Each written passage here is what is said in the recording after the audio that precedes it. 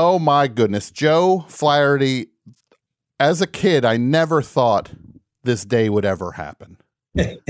You have meant so much to me for so long in my life. As formative as anything that's ever been a part of anything is you and the comedy you've made. So just off the top, I want to say thank you for being as great as you have been. Thank you. Wow. Wow. Thank you so much. It's nice to know. Yeah. It's really nice to know. Well, it's only downhill from here now. I got the compliments out of the way. No, sure, I'm kidding. We got that. Yeah. Now, Joe Flaherty, SCTV, Freaks and Geeks.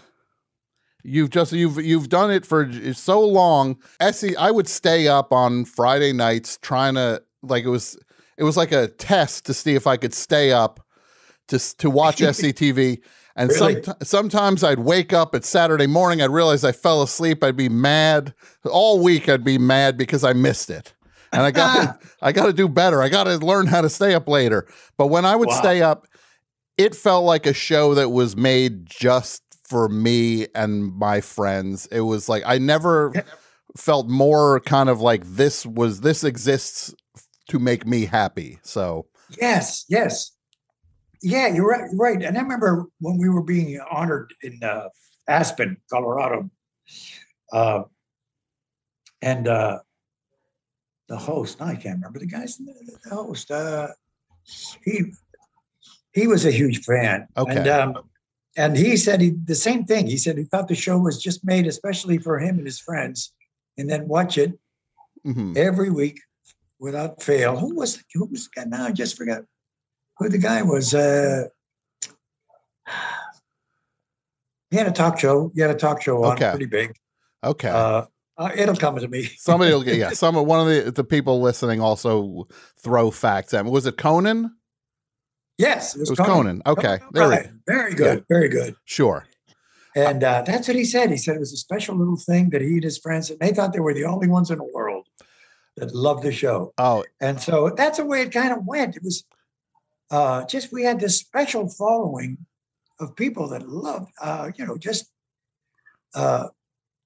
loved the show. Mm-hmm. And that was good. That was great. We liked the people that liked our show. Sure. We had a lot of different, we'd have university professors and writers and, as it turned out, film producers and film directors that would watch our show. But that's pretty much the way it went. It was a private little show. We never had ratings. Let me just put it this way. Mm-hmm. We never had very good ratings. Just when we were on NBC, it was sad. You look at the numbers, it was really sad. Brandon Tartikoff, who was in charge of NBC at the time and picked our show up, he wanted us to change the show and sort of make it more like a regular Saturday Night Live show. And we refused. We said, this is our show. This is what we want to do. But boy, the numbers were terrible. Yeah. Bad. But it's also, nobody's talking about Saturday Night Live sketches from 1982 or whatever. Those things that are in the moment are one thing, and that's important for things to be feel alive and engage, and you see things from the news that week. But there's something there was always something special that SCTV was.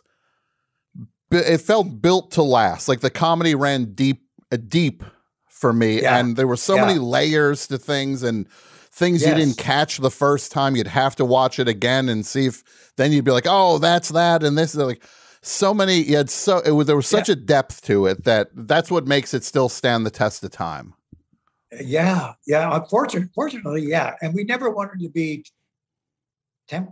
contemporary on the show. We didn't want to do jokes about who was president at the time or any of that stuff. We just did stuff that we thought was funny. Yeah.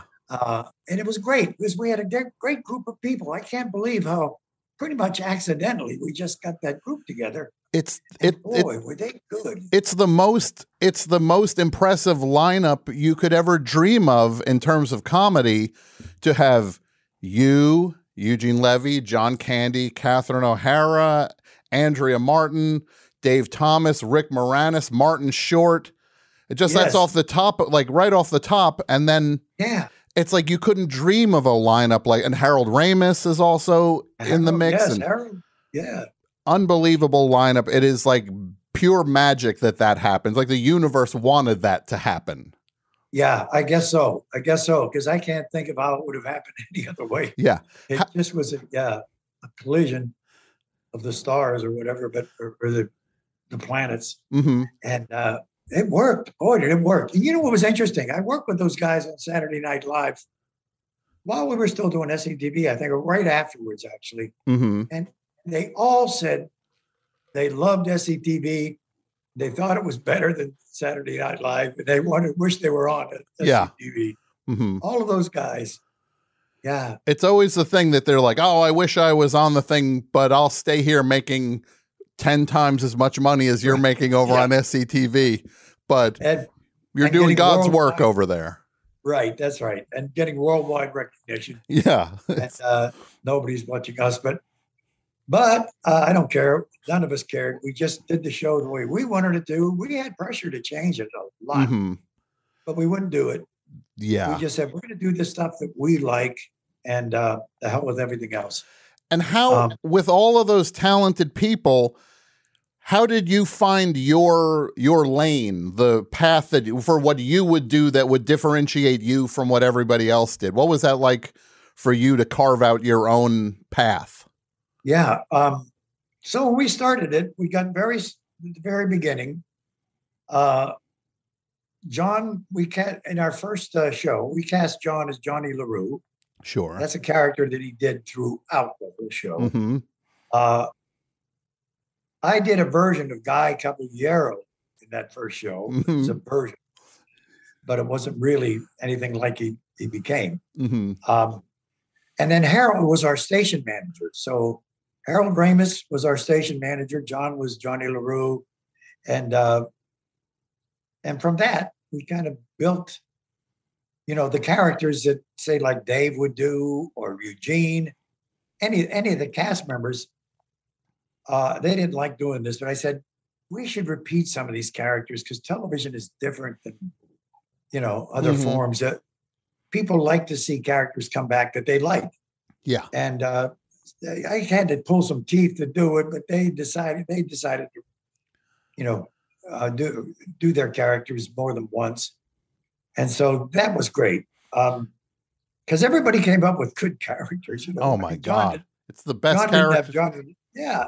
They're the best. And Guy Caballero, what was the thought behind Guy Caballero, who was the station manager of SCTV, and he was in a wheelchair, even if he didn't need it, but he was in it for respect. He wanted respect. So it was, how did that come about? That came about because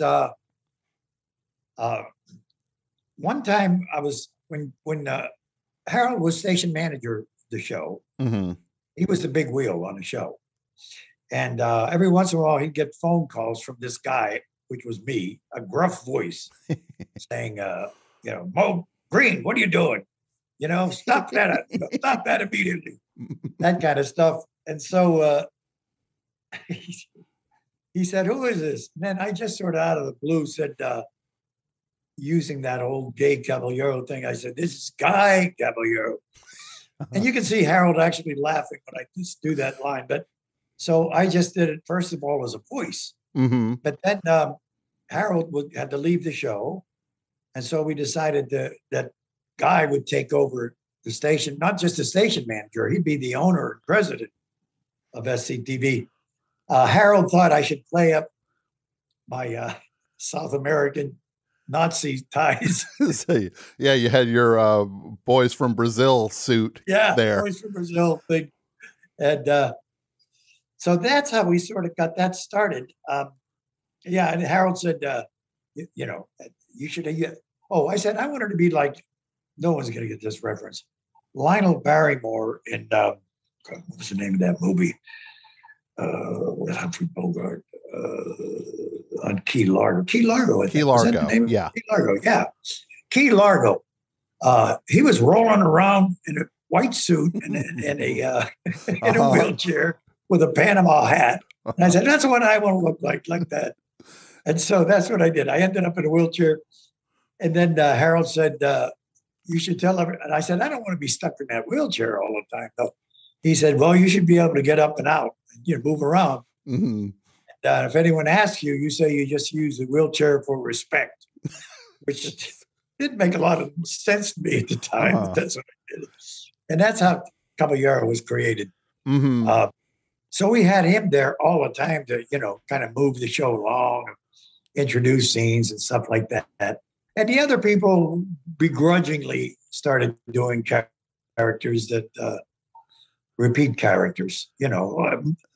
Gene was quick to pick up on doing things like Woody Tobias Jr., better known as Bruno. Oh my God, yeah. Yeah, and John also, he repeated Dr. Tom. Yeah. So that was quite a combination, and myself. So we ran with that. And Harold, who else? Dave had his characters. Yeah. Dave didn't like the idea too much, but all of his characters were angry. So he was always Bill Needle was always Bill Needle, exactly, yes. Yeah. The and Andrea was Edith Brickley. Yep, Edith Brickley. Then you had she was that. Yeah, Catherine O'Hara was Lola. Yeah, she's. I want to have your children. Why am I blanking? Bear your children. I want to bear your children. It was Lola. Yeah. Lola. What the heck was her last name? Because Lola Heatherton. Lola Heatherton. Exactly. Lola Heatherton. Yeah. Yes. And that was. I gave her that name. I said, you should do a Joey Heatherton impression. And then she said, yeah, but I'll throw some Lola Falana in there. Sure. And that's her name. Mm-hmm. Yeah.